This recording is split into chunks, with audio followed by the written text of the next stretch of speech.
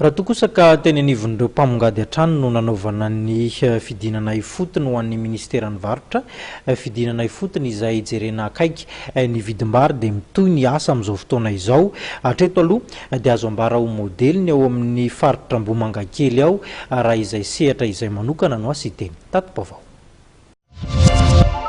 Manomboka amin'ny 810 ariary eo ny kilao ny vary avy any ivelany eny amin'ireo mpivarotra ety Ambohimangakely. Ny atoandro teo dia nidina ifotony teny an-toerana ny avy eo anivon'ny ministeran'ny varotra sy ny fanjifahana nijery akaiky ny fidinan'ny vidim-bary. No amafison'ireo mpivarotra fa nahitana fidinan'ny tokoa izany vidim-bary izany.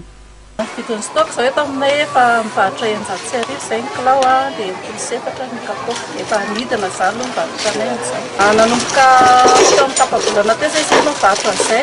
Taloha izy mbola 700 sy arivo mivarotranay dia 500 ny kapoaka. Dia amin'ny grosy teo Anosbero izay no maka zao. Nakana azy taloha ilay riemport mora indrindra enina arivo sy fito alina. Dia nakana azy maro izao efa 5 arivo sy fito alina. Tsy ilay fiaraha-miasan'ny fanjakana be no mampatonga fidinana. Izay aloha raha ny fahalalako anazy. Ny stock izany no tena mandeha kokoa ary noho ny vary gasy satria mora dia iny no tena mandeha. Fa mety malafo ohatra hoe eo amin'ny 10 na ohatr'izany. Ny vidina vary stock aloha izany raha sahalan'ny eto amina atonony ihany hoe atonony satria eninjato sy arivo zao ny kapoaka amin'ny 20 kilao.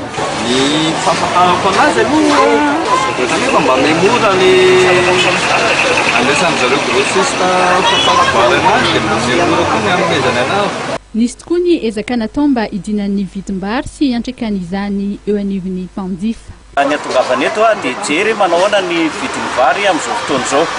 Indrindra fa ny vary nafarana avy any ivelany, ny vary nafarana avy any ivelany io moa dia araka ny fahafantarantsika azy dia misy foana ny fiaraha-miasa ny fanjakana sy ireo mpandraharaha na mpanafatra ireo zany na ny mpamongady ainga avy any Toamasina zany vary izany. Ry zareo rehetra zany dia any Anosy be izy no maka ny vary. Io vary io zany dia eo amin'ny 5 arivo sy 7 alina eo zany no akan'izareo ny vary zany eto Ambohimangakely avy any Anosy be.